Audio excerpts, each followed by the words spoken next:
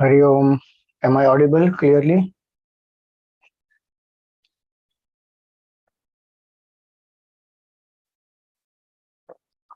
Okay, thank you.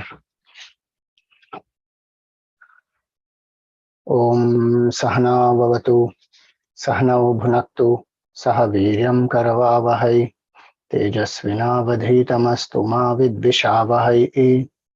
Om Shanti Shanti Shanti. Om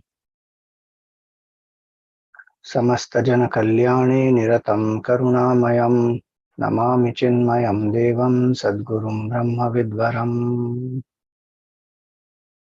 अनेकजन्मार्जितपुण्यप्राप्तः मया गुरुर्यो जगति प्रसिद्धः यस्य प्रसादेन मनः प्रशान्तं बभूवमेतं शिरसा नमामि कृतज्ञताया च हृदि स्थिता मे वक्तुं न शक्या खलु यत्नतोऽपि गुरु प्रसीद कृपया विधेहि त्वत्पादभक्तिं परमानुरक्तिम्. Hari Om, salutations to all. We are observing the 29th Mahasamadhi day of Poojya Gurudev Swami Chinmayananda, and we had today morning the Paduka Puja, Japa and meditation. Now we will reflect upon some letters that Poojya Gurudev wrote. For him, letter writing also was Ishwar Upasana, just like talking and giving yajnas. He would say that this Yajnashala is my puja room, the audience is my Ishvara, and the lecture I am giving is my glorification and puja of the Ishvara who is in Virat Roop. Same way, he used to write letters in the morning, and people, once Gurudev came to the host's house, and instantly he asked, "Where is my puja samagri?" So people were little taken aback because with whatever came with the suitcase, everything they had taken inside the room, arranged everything. There was no puja samagri in that. And Gurudev wittily he smiled and he said, "Where are my letter pads, my pen, my envelopes?" That is his puja samagri. And every morning, Brahma Murat, he gets up, writes the letters. So here is this book, Vedanta Through Letters. It's a very old book. My grandfather had it. Now, unfortunately, it is not even in print. I hope it can be brought out at least as a soft copy, because some of the most precious letters of Gurudev are in this. And this is one of the books that I had read back in my school days, and I was very inspired by this book. So I thought today is a sadhana day. We will reflect upon some of the letters. So devotees have asked questions, Gurudev has replied. I am going to share some of these on the screen, and we will read verbatim and reflect upon it.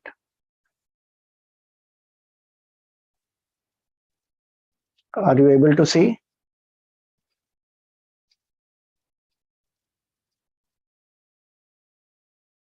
Can you let me know? Are you able to see on the screen? There's a question, there's an answer. Okay, thank you. So one first question, this is the first page in the book. And Gurudev says, the questioner is asking that I am painting daily, I am an artist adoring nature with my art. Is it possible for me to reach the supreme goal through this medium? How to detach from nature and work? Tell me which way to follow for my sadhana. Mr. Subbarao from, that time it was Madras. Now it is Chennai. So see the answer Gurudev has given. So brilliant it is. An artist is nearest to the presence of the Lord. What is mere foliage for the ordinary man, to the artist, the same has a great message of an inspiring truth. An artist instinctively looks not only at nature, but in and through her, he tries to visualize a more noble grandeur of deep significance.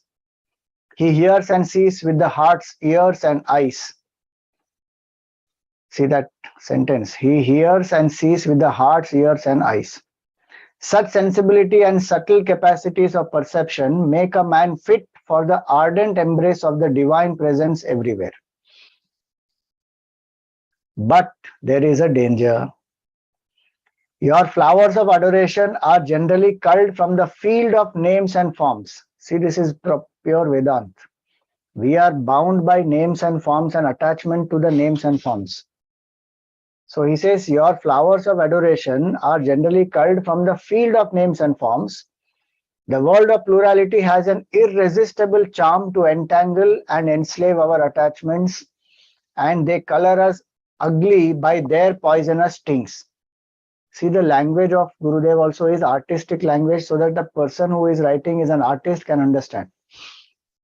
So artist uses color. So he says the sense objects in the world, they will color us by their poisonous stings rather than we painting them.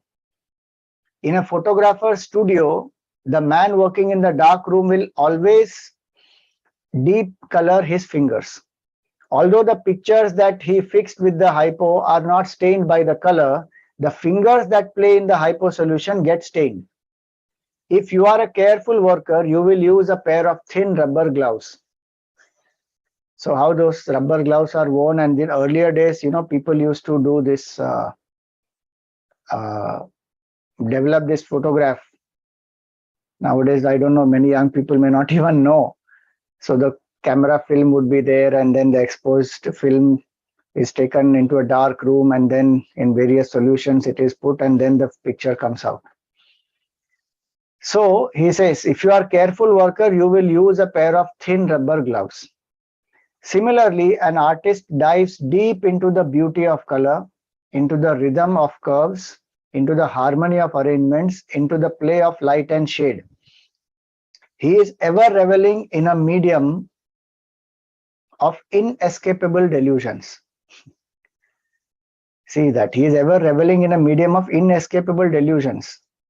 Though he may plumb the depths and detect the play of an unseen beauty working behind them all, the chances are that he may get stung by the poison of the medium. So that medium itself, the medium here is Prakriti, nature, what the question he asked. So that is the medium, and Prakriti has its own charm and its own power. And Bhagwan also says that my Maya is very difficult to cross. It is a divine Maya. Daivi Hesha Gunamayi Mama Maya Duratyaya. So what is the solution Gurudev gives to him? Wear the gloves of constant Ishwar Smaran on your mind.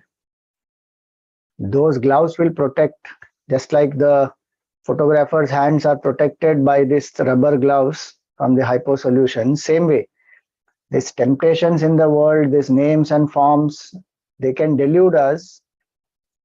They can strengthen our attachments. But if we have the gloves of Ishwar Smaran, he says, wear the gloves of constant Ishwar Smaran on your mind. An artist must endeavor to work in a spirit of dedicated worship to the worship of the Lord of Beauty that supports all. Success is sure to the sincere. Such a beautiful reply he gave, that if I paint as a painter alone is not enough.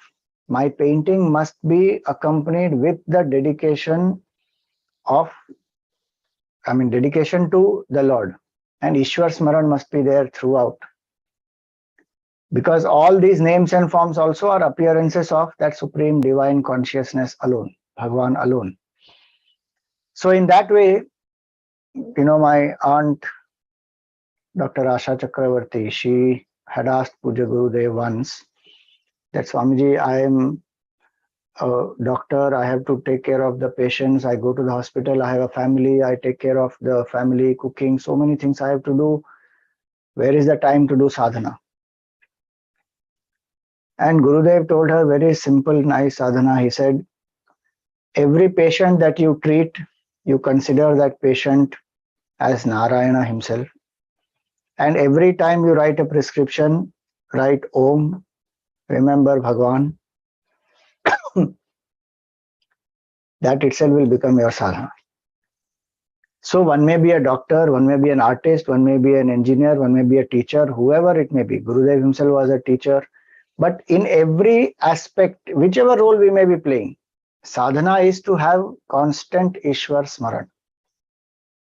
Like Ramakrishna Paramahamsa used to say that, in the uh, arena of wrestling, when the wrestlers enter, they apply oil and then they enter the arena, because if they apply oil, then they can't be caught easily by the opponent. Same way, we have to apply the oil of devotion and enter into this samsara. And that's why first thing in the morning to do is remember Bhagavan. And Gurudev gave the guidance on sadhana. If we observe his life itself, we will get so many pointers for sadhana. His day began with sadhana. The moment he woke up, we will chant Om 3 times loudly. And Poojya Guruji Swami Chinmayananda says that he used to listen when he was brahmachari and he would serve Gurudev. He says that early morning, first thing that he would listen is Gurudev's chanting of Om when he has woken up. And he says nobody's chanting he has ever heard of such a deep voice that Om chanting would resonate. He says that is still there. I remember every time. So day begins with Ishwar Smaran, Omkar. Gurudev starts the day with Omkar. Through the day also, if you see, he used to wear sometimes, this small mala, 27 bead mala, Rudraksh mala. And he would, if he's watching some program or some music program is going on or somebody is speaking or anywhere he is, sometimes he would be doing japa also. Even if you see in his letters, how many times he will write Jai Jai Dagdishwara, Om Namo Bhagavate Vasudevaya, Krishna, Krishna. If somebody bows down to him, he will say sometimes Krishna, Krishna. So through the day, we can find our own methods of remembering Bhagwan, and the bhav is very important. So that is the first letter. And today's sadhana day, so I thought we will reflect on some of these. Now,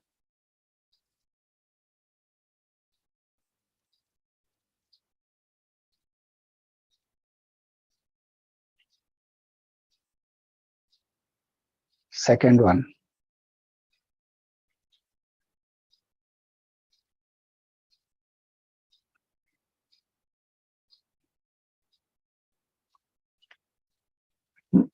Now this person, Srimati Malati Menon from Trichur, she asks, I am getting worried on even small insignificant things. Why is it so?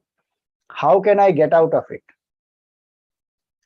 In today's world, we are all the more, we face this situation. Little things we get very worried. Now see what Gurudev replies. First line itself, the entire answer is over actually. He says, when you thus get worried next time, get out of yourself. That is the secret actually. All worries are because of I, Mr. So-and-so, this ego and its own attachments, its own ignorance, vasanas. Gurudev says, next time you get worried, get out of yourself. We are so preoccupied with ourselves. We live in one small little shell of ego. That's why we keep getting worried, insecure. One of the definitions Swami Vivekananda gave of an atheist, he said, who is an atheist? One who complains is an atheist. Think about it. When we have Shraddha in Bhagwan, faith in Bhagwan, why will we worry? Why will we complain? We will do our best and leave the rest to Bhagwan. But when that surrender is not greater than our ego is much bigger, then we will keep worrying. So he says, when you thus get worried next time, get out of yourself. How to get out of yourself? Now the rest of the answer is for that. In the prayer room on that day, ask yourself, will I be worried on this particular circumstance in this house if I were my maid servant's son's daughter? No, certainly not. So the capacity to worry me is not in the circumstance. What a nice example, no? In the same circumstance, if the maid servant's son's daughter is there, that person will not worry, because that circumstance is not kept powerful enough to make that person worried. It is the person's attachment that makes it possible to worry.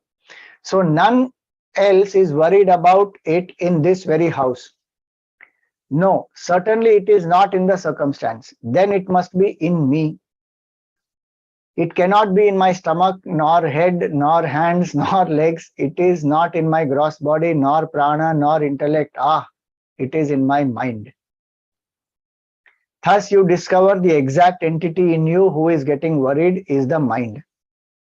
Now you must nurse and comfort the mind as you would your husband when he is worried. See that example. As you would your husband when he is worried. Explain to it why it is getting worried, how useless it is, how idle to worry when the cause for the worry is not in the circumstance. Make it feel shy at its own false worries. Also know the root cause of all worries. That maid-servant's relation is not worried of your circumstance, because your circumstance has nothing to do with her. So then it is the connection between the circumstance and you that is the cause of the worry. See the analysis. First it is the mind. Then this mind is connecting to the circumstance. Now this connection of the mind to the circumstance is the cause of the worry. Not by itself the circumstance, not by itself the mind. Connection between circumstance and the mind. Suppose, people say, right now US is going through recession, monkeypox is going on, so many challenges are there. People are scared that China can create a war situation with Taiwan, all that. Now this is circumstance. Then we have the mind. Now how the mind will connect to these circumstances, that will create the worry in us. And based on our own attachments, we want certain things to happen in certain way, and that is not going to happen. Then that all creates the worry.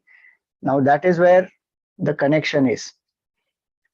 My son is not taking the profession that I want him to take. My daughter is not listening to me and she wants to marry somebody whom I don't approve of. Now the mind is worried. It's not because of the daughter, not because of the mind by itself, it is the connection.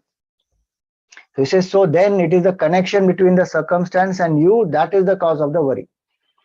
This connection is maintained through attachments, delusions, desires, etc. This connection is false. Teach the mind to snap out of all such pain-giving connections, because they are born from our attachments and insistence. Then they will create worry. If the fire in hand burns the hand, indeed the quickest, cheapest, and the surest remedy is to drop off the fire. Thus, renounce attachments. What a nice example, Will anybody hold anything in their hand and let it keep on burning? No. Even a little bit by mistake, our hand touches fire and immediately there is a reflex action and we pull back the hand. Who is in their madness will take that camphor or any ghee lamp and put it on the hand and let it keep on burning the hand? One will not do that. But that is what we are doing in our mind. All these attachments we are continuously holding on, and they continue to keep burning us. So he says, thus renounce attachments. Renounce all I-ness and my-ness. Renounce personal vanity and self-importance.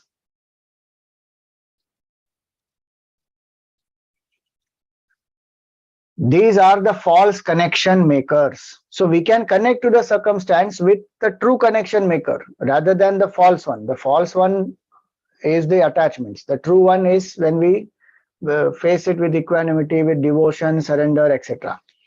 So when one's bosom is free of these worry makers, there can be no worry to bother about. When you have accomplished this, you will find that whatever be the circumstance about you, in every one of them, be it sorrow or joy, insult or injury, loss or gain, failure or success, in all of them, you are in mental equipoise. So if I'm worrying, first I should identify which is my attachment. What am I trying to insist here? Which is causing me the worry? Instead of blaming people, instead of blaming circumstances, instead of condemning oneself, that is no solution. And continuously worrying also is not going to lead anywhere. So what is the solution? He says, identify what is the attachment and drop that attachment. Then one will be in equipoise. Then comes samatha, samtushti, chitta shanti, physical, mental and spiritual peace. Samsara is no more to one who has perfected thus. When samsara is gone, what is left is the param sukham, nitya shanti, which is kaivalya or moksha. Straight, you see, from worry, the answer is connected to moksha direct.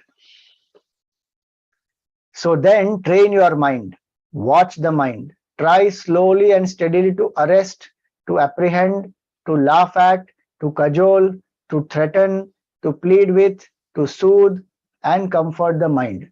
See, these are all different tactics and strategies at different times we have to apply. Just like a child, the mind also has to be slowly trained and, it has to be groomed. One can't be all the time strict with it or all the time lenient with it.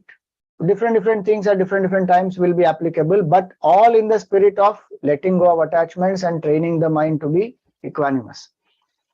This is not possible so long as you are identifying yourself with your mind. A non-cooperation movement practiced within against the mind tyrant is the only hope of the individual jiva. So we have to launch non-cooperation movement with the mind. If it is in the wrong direction,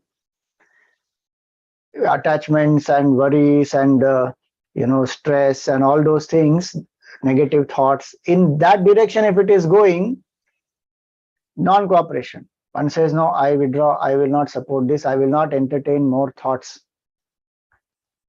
I will not add to this negative thoughts.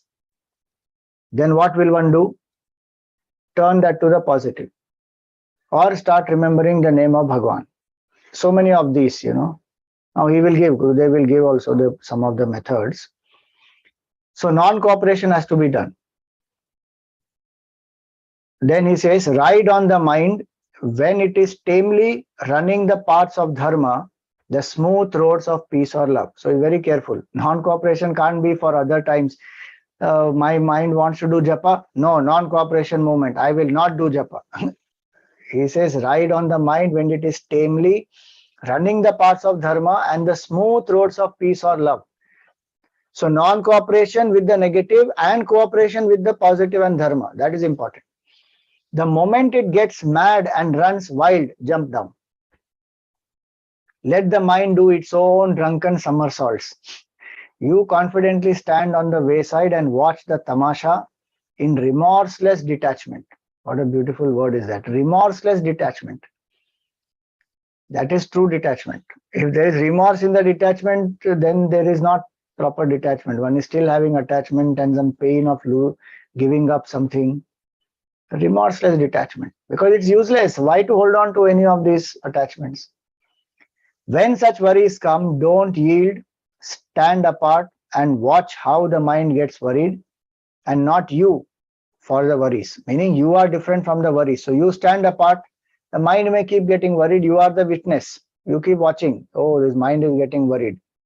I am different. And one of the favorite expressions of Gurudev was, they are in me, I am not in them. Natvaham teshu te mai in the Gita. So that's what he's saying here. Just as you pacify a child weeping for nothing. What the examples he has given are beautiful. Sometimes the child is weeping for nothing. Actually, the parent, an elder person wonders, why this child is wasting time weeping for nothing. But for the child, it is very important. So parent is not worried. One will pacify. So just as you pacify a child weeping for nothing, often by fearful threats, on occasions by loving words, sometimes by promises of some present, sometimes by a tender slap, so to manage the mind. The very moment you start detaching yourself from it and watching it, you will find that the mind has lost half of its stamina. As though ashamed of itself, it comes to you in surrender and awe. Now he comes specifically. He says, you have been worrying for a long time now. Thus, the mind has developed this tendency to get worried very strongly. Now that is what happens. We become habituated to worrying that sometimes if there's nothing to worry also, we are worried. Oh my God, there's nothing to worry. Because we are so used to getting worried. Something or the other has to be there to get worried. He says, you have developed this tendency to get worried. But never despair and cry out. Oh, that Swami is mad. He knows nothing of the practical difficulties. He says, don't do this. Gurudev is saying, please don't run away thus from your own kalyan. Curse the Swami, but help yourself. See that? Because many times our mind rejects all this, what Gurudev said. He says, no, this is not practical. Okay, then what else will you do? Take some pills. How that pills will help? It will make the mind more numb. It can help in some cases where it is necessary, but beyond that, it is our mental adjustment and attitude and tuning. So it may appear sometimes that, oh, this is all very impractical, very difficult, I can't do. And then we keep on waiting for some other solution where there's nothing else, there's no other solution. We have to put in the hard work, identify our attachments, drop them. So he says that please don't run away from your own kalyan. Curse the Swami. You can tell me anything that is impractical, this, that, but help yourself. The Swami also was a Malati Devi once upon a time. See this compassion of Gurudev, how he empathizes with that person and says, even I was like you one day, at once upon a time. He didn't drop down from the skies, meaning he is not some avatar or something who was born like this. Even he has gone through all struggles like an individual person would go through. So how he makes that person feel that if I can do it, you can do it too. See that. A saint is one who in solitude and patience has developed himself. The very same mind that is now madly agitated, that gives so much of worry and pain, is the ferry that must take us to peace and perfection, which is God. Worry, anxiety, desire, selfishness, jealousy, hatred, etc. are the dirt that lie heaped within us, accumulated during the millions of births which each one of us had lived in various embodiments. This accumulated dirt has now turned the Lord out of the inner temple. As though Bhagavan is sent out, the dirt is fully accumulated in the sanctum sanctorum. So what does he say? Empty his home, clean, purify it, sanctify it with devotion, invoke him, and he shall enter in, and then glory, glory, glory to the God mad Bhakta. This is what Draupadi gained, Radha accomplished, Meera experienced. See the examples. Because she is Malati, Gurudev has chosen these examples saying what Draupadi gained, what Radha accomplished, what Meera experienced. Even today, many are living the joys of the Lord's Griha Pravesham. See, we have exiled Bhagavan with our negativities. So it is up to us that we should cleanse our heart and invoke Bhagavan, invite him back to his house. That is a sadhana we have to do. So he says this, even today many are living the joys of the Lord's Griha Pravesham. Shri Krishna Govinda Hare Murare, He Nath Narayana Vasudeva is a universal song to be sung as he enters. He concludes the letter here. Such a beautiful guidance he gave on worrying. Next time we worry, we should remember this. So many points he gave. Identify attachment, sing the glory of the Lord, have non-cooperation movement. Remember, that each of us can have this attitude that we can evolve just like great saints and sages. So beautiful. So these are two letters. Now comes a very powerful question somebody asked, and a lot of people sometimes they ask us also. So I thought we will share this here. Gurudev's answer is brilliant. So this question is, a sannyasi's only work is to be in samadhi. He must remain in his humble kutia. Why do you come down to the towns and the cities? Go back to your kutia in Himalayas. Meditate and pray for us, the samsarins.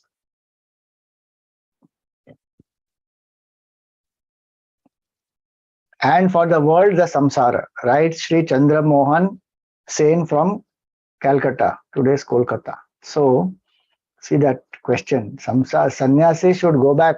Why are they working in the towns and cities? They should meditate, be in samadhi. See the answer Gurudev gives. Priya Atman, immortal self. You know, if you see this, way Gurudev used to address, like blessed self, Priya Atman. From where he got this? Swami Shivanandaji Maharaj, he used to address like this, and Gurudev learned under him. So he absorbed some of the qualities of his own Guru also in this way. So he says, Priya Atman, immortal self. Black flags cannot frighten a sadhu. Rather, he welcomes every black flag waving, every curse, every insult. To a true sannyasi, respect, adoration, worship, prostrations, these are terrible trials. See beautifully how he answers this. For these are nourishments to the never dying ego. And that's why Tulya Ninda Stutir Mauni Santushto Yena Kenachit. That's the quality of a devotee. Same thing applies to sannyasi also. One doesn't crave behind recognition and adoration and worship and praise and all that, because that will feed the ego. Kirti, glory, praise, appreciation is one of the subtlest obstacles on the path of sadhana. So he says, to a true sannyasi, these are nourishments to the never dying ego. The rebirth of ego within is the fall of the sannyasi. So then, wave thy black flag aloft, cry down the efforts of the sadhus. But to send them back to their kutiyas, there is only one method: be thyself perfect. See that answer?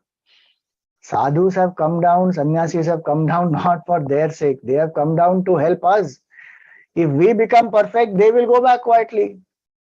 They don't need to do anything. Why did Gurudev come down? When he saw the decadent state of the whole country, the culture is going through such decadence, and the Upanishads, the Vedic culture is so pristine, pure, divine culture. Ignorant of that, one is living in such deep despair. Gurudev said, now I have to take this knowledge down. To help us, they have come down. And look at the person, he's saying, you go back. It's like the patient telling the doctor, you go back. I don't need any treatment. So the doctor is saying, I will go back. You become healthy, I will go back. Like that Gurudev is saying here. Only one method, be thyself perfect. Get out of the samsaric mire. Wipe your face clean.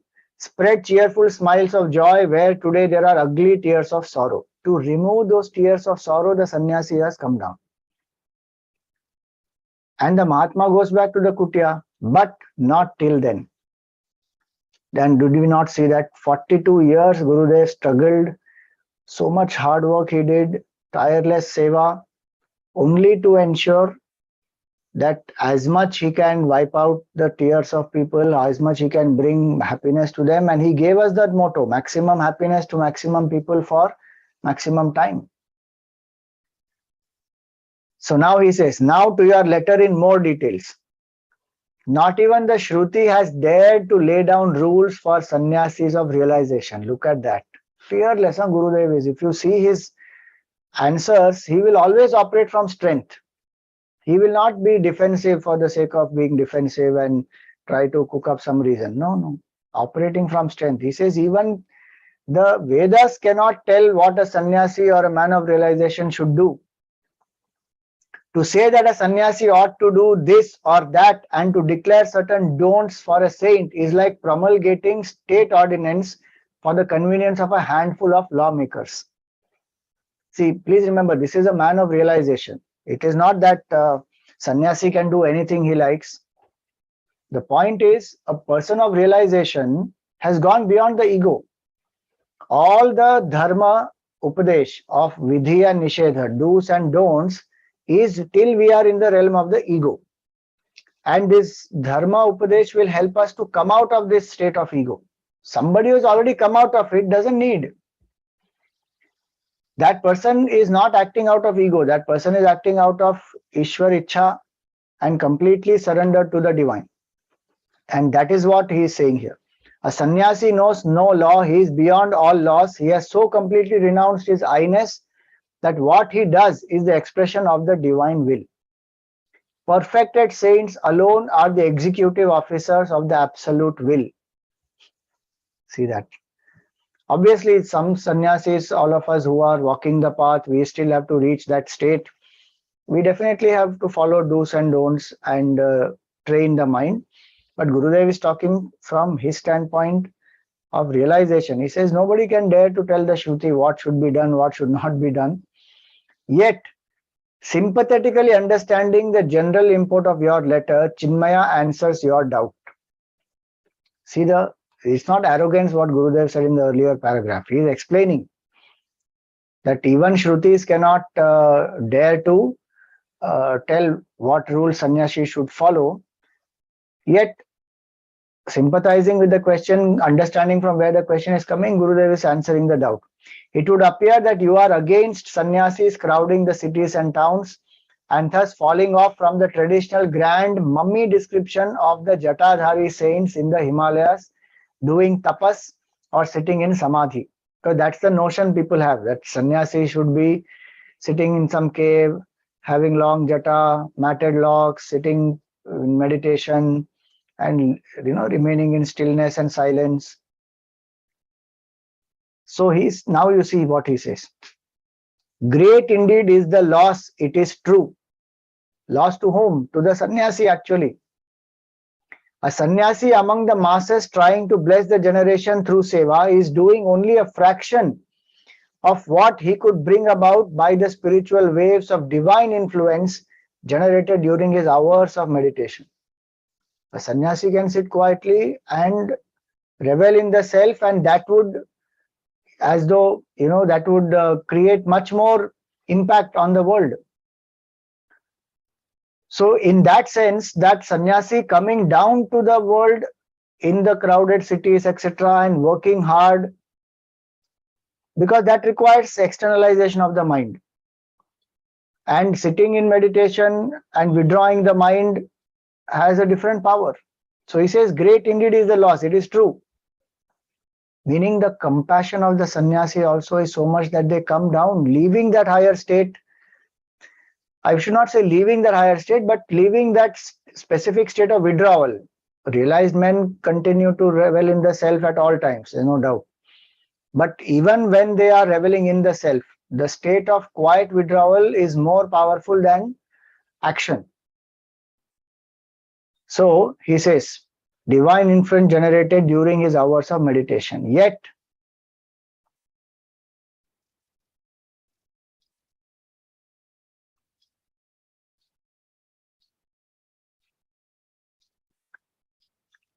Priya Saumya, the sadhu in meditation is only one part of the whole. The other part is a receptive world of samsarin. So Bhagwan manifests as the self within and as the world outside. That's what Gurudev is saying. A sadhu can revel in the self within and help the world. Or he can come down and serve the society, which is also Bhagwan Swarup only. The world today has become gross. People have so completely turned materialistic that they, in their preoccupations with the hourly tussle in life, in their sweating strife to earn and maddening hurry to spend, in their extraordinary lust and bloated greed, in their vulgar selfishness and colossal vanities, in their stupid values and thoughtless pursuits, they have come to find neither the leisure nor the capacity to wait for, tune in, and receive the subtle divine waves that the Himalayas beam out perpetually upon them. So Mahatma sitting in the cave can send out waves, but are we ready to receive? Our mind has become so gross. So he says, if Chinmaya comes to you in the city, the Himagiri station is not off from the air. It is a 24-hour relay broadcast station. See, that time radios were very common. So he is giving this example. That it is 24 hours relay is happening, whether in a cave or whether in the city. The sannyasi and the man of realization's transmission doesn't stop ever, whichever state one is in. But the sannyasi comes down to help us to tune our equipment. That's what he says now. So you see the language, he says Himagiri station. Like we had Bharati Vidya, what is that, All India Radio, and like that we have different radio stations. Today we have FM and so many things like that. He says Himagiri station. The sannyasi broadcast from Himagiri station. Probably your radio knowledge will make this idea more clear to you. The Delhi broadcasting station is every day on the air.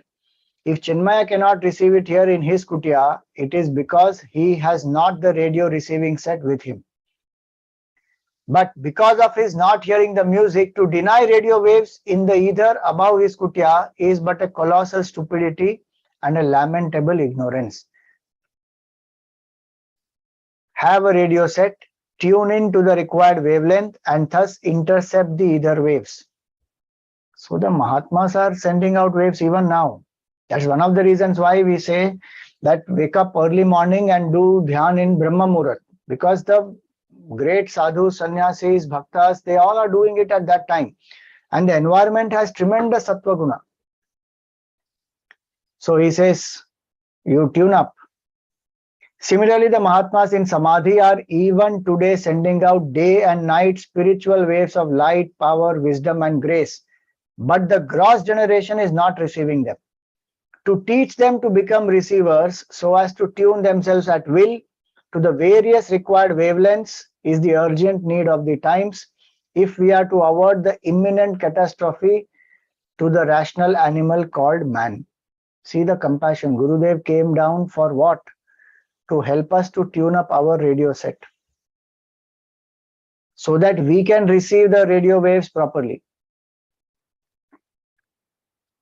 The ulcerated world has to be taught as to how to expose their seriously affected head and heart to the curative spiritual rays of the Himalayas.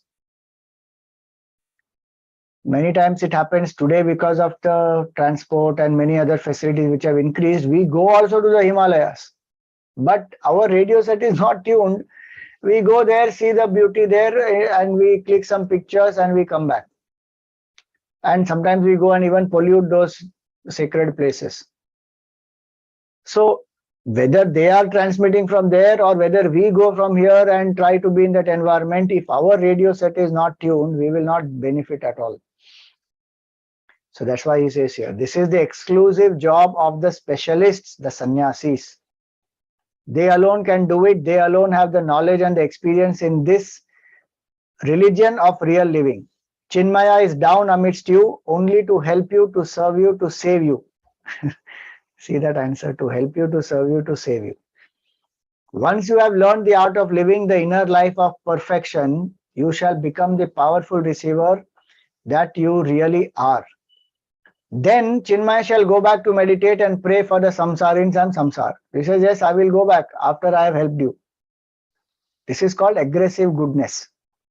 Even people who praise, one will be naturally good to them. But people who criticize, people who as though are your opponents or critics, and sometimes even they hurt and harm, to be good even to them and to help them, that is called aggressive goodness. Being good to the good is passive goodness. Being good even to those who are hurting me, that is aggressive goodness. That's what Gurudev says here. I will help you, and once you are redeemed, then I will go back and then I will pray from there.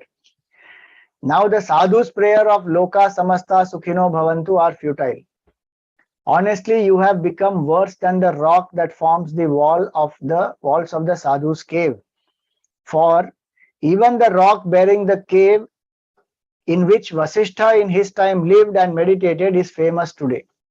So if you go to Rishikesh, just above, if you go a little bit above Divine Life Society, you go, there is Vasishtha Gufa there. Very powerful place even today.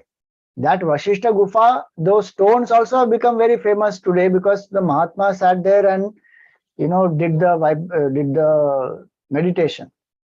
There's a nice cave, Vasishtha Gufa, and then there's Arundhati Gufa nearby. Gangaji is also flowing, beautiful, powerful, divine place. So he says even those rocks, they are famous today. Vasishtha Gufa, 18 miles higher up from Rishikesh, is attracting pilgrims because that rock had the satsang of the Mahatma in Samadhi and gained its glory. People have become grosser than the Vasishtha Guha stones. Now allow Chinmaya to serve you, please. See this compassion. Hope the letter is clear. The theme is so grave that it refuses to be treated in a mere letter form. These are ideas merely suggested. You must ponder over them, analyze, scrutinize, and dive deeper into their bottomless treasure house of rich significance. See how compassionate of Gurudev to write so long answer full of this much of love, empathy, explaining logically, giving appropriate answers, analogies, just mind-boggling. Now we will go to one more. There's a common question that a lot of people ask, that if Bhagwan is the doer, let us see what the question is. God is in our body. Every action, whether it is bad or good, is done by God. Then why are we punished? Sri Ram Swami Iyer, Madras. So he says we are punished because we are not performing the action in the full realization that the Lord is acting through us. God can do but divine actions, and the divine actions can have no bad reactions, which you term as punishments. Simple, clear answer. The question is saying that God is in our body, every action is done by God. Then God is incapable of doing negative action. But we forget that God is the doer. We act as our ego. So he says bad actions are done when the actor is motivated by his selfishness, lust, greed, likes and dislikes, etc., which are attributes which he develops in his ignorance that the Lord resides in him. When you act as you, a separate egoistic entity, you are punished. When the you in you surrenders to the Lord in you and thus allows the Lord to act, there is no punishment and nothing but divine actions can get performed through such a perfected saint. That's a nice answer. That when the you in you surrenders to the Lord in you. Because ego can do many things out of its own attachments, lust, vanity, greed, all this what Gurudev wrote about. But when we surrender to Bhagwan and we say, I am an instrument, Bhagwan, you are the doer. And Gurudev lived like that. When somebody asked him that, Swamiji, next when will you come here? He said, I don't plan my itinerary. Whenever Narayana wills, I will come. So he used to live that way every moment. The bhav is, I am an instrument, he is the doer. So now he says here that kill the little I and live, see, think and act as the great I. All actions performed by such a perfected instrument of action can be only meritorious actions. Now the strange thing is we ask this question not for good actions and blessings. We ask this question when we are suffering. And good times nobody says, okay, I am only an instrument, Bhagwan is the doer and all credit goes to Bhagwan. That time all credit comes to me. But when we go through difficulties and pain and sorrow and suffering, then suddenly we say, Bhagwan is the doer, why am I suffering? While doing the action, we didn't remember Bhagwan. That was the problem. So he says all actions performed by such a perfected instrument of action can only be meritorious actions. Again, your question contains a palpable contradiction. You say that every action, good or bad, is performed by the God in you, and in the very same breath, you wonder why you are punished. See the contradiction? Karta is Bhagwan, but Bhokta is Jiva. That is a contradiction. How is it possible? If God be the doer, why not accept that God is the punished? If we are punished, it is because we have performed in our egoism the bad actions. In self-surrender, when you have completely eliminated the ego in you, there is neither an independent actor nor sufferer in you. Then alone is your proposition that God is the doer is true. See that? So clear. The contradiction is there in the question only. We have to have consistent standpoint. If Bhagwan is Karta, Bhagwan only is the Bhokta. But I am saying Bhagwan is the Karta and I am the Bhokta, especially for the negative karmas. That is not acceptable. So he says this. And so the conclusion can be faithful in your experience only when in self-surrender you have completely eliminated the ego. Such a nice answer. So in sadhana, the whole purpose of sadhana is this: to reduce our doership and enjoyership and completely let go of it. Bhagwan alone is the karta, Bhagwan alone is the bhokta. You know, sometimes it is, if you see in the Gita, it's very interesting. Who is the karta? Sometimes it is said Ishvara is the karta. Sometimes it is said Maya is the karta. Sometimes it is said three gunas are the karta. Sometimes it is said Prakriti is the karta. Who is the karta? Any of these may be karta, but the point is you are not the karta. We are stuck because of this small I. I am the karta. All results belong to me. I must enjoy this. Why did I not get that? This is what I expected. This is not what I signed up for. So that ahankar is what is doing everything. That is aham karomi iti ahankara. So that I is very strong. Gita is telling anybody else is the karta except you. You can take anything, whichever you feel like. Prakriti, three gunas, Maya, Bhagwan, Ishvara, whoever. But you are not the karta. So if we, and how to experience that? The best way is surrender. Saying Bhagwan is the karta, Bhagwan is the bhokta. He is doing through me. He is only experiencing through me. I don't exist. Now that is sadhana. Last letter for today is, so here is a extract Gurudev's letter. There is no question here. So he says here, blessed self, Om Namo Narayanaya. See what Gurudev gave the advice to the doctor. He follows that. Every letter he will write this, Om Namo Narayanaya or Jai Jai Jagadishwara, something he will write. Hari Om. All these are names of Bhagwan. Now there is a reference to some event that he had to go to and they could not meet, etc. So he says, I am sorry, I am the loser, I could not help it. Never mind. This is one of his favorite expressions was that, never mind. Sometimes he will tell a joke and people won't get it also. It's never mind. And then people say, oh, this is the joke he said. He says, never mind. And he always used to say that to be equanimous in life, this is one mantra, never mind. We got success, never mind. Got failure, never mind. Be equanimous. So he says, now I know we are going to be together soon. Very positive, optimistic. So now work well and pass in high division. Any work given to us must be fulfilled fully and entirely. Please keep on writing. That is the only way we can keep in touch with each other now. Make use of me. See this compassion. Gurudev is not thinking, Arey Bapre, so many letters are there, I have to reply. And he's not saying that bus ho gaya. I hope people don't write more. He's telling them, you write, that's the way I can be in touch with you. And what he said earlier, no, that he has come down to save us. This is the compassion. 3-4 hours in the night he sleeps. And he doesn't feel that, oh, Bapre, so many letters I have to keep on writing. And as I write, more replies come, and this is unending. We feel with all modern technology and all that, we feel today so much of challenges to reply to every email, every WhatsApp message, and people message on the social media, etc.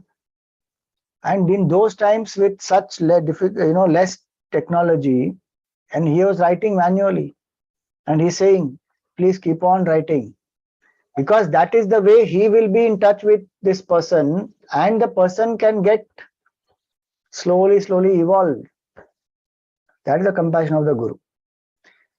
Now let's see this line. He says, here in Tanjore where he was, he says, here the arrangements are poor, workers weak, patronage nil, and supporters none. This is in 56, see the date. Tanjore, 14/7/56.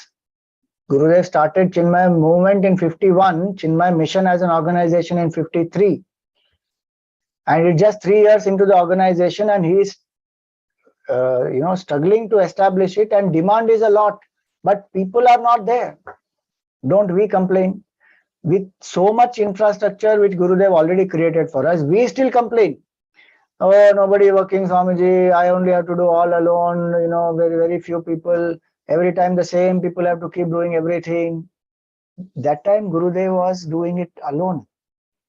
And yes, there are some people who help, but they are not enough for the amount of work that is there. So he says, here the arrangements are poor, workers weak, patronage nil, and supporters none. But see that except, and he doesn't despair on and on and on. One line he explains, this is my situation, and look at the whole turn after that.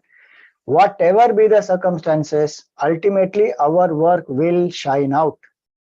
For it is the work of the rishis entrusted to us. This is what his bhav is this, that this is the work of the rishis, this divine knowledge of the great rishis has to reach masses. And the rishis are working through me, and I will reach it to the masses. He is not there for his self-projection. He is not there for any, claim that I am the person who is reviving Hindu culture. Nothing. This is the work of the rishis entrusted to us. We shall spread it all over the country. He doesn't despair that I have so less workers, so first let me figure out in Tanjore how to do. His vision is still big, that we will spread it all across the country, all over the country. You too must come out one day to help me, will you? He is sowing the seed also, that you also have to be a part of this. This is a great work. Everybody is required for this work. Honestly, we cannot exclude anybody. Everybody is required in this Mahayagna of Sanatan Dharma revival, and more so today when we are in such a deep existential crisis. So he said, will you? Then how to prepare yourself? He says, see, then study well your lessons and give an hour a day for the study of the scriptures.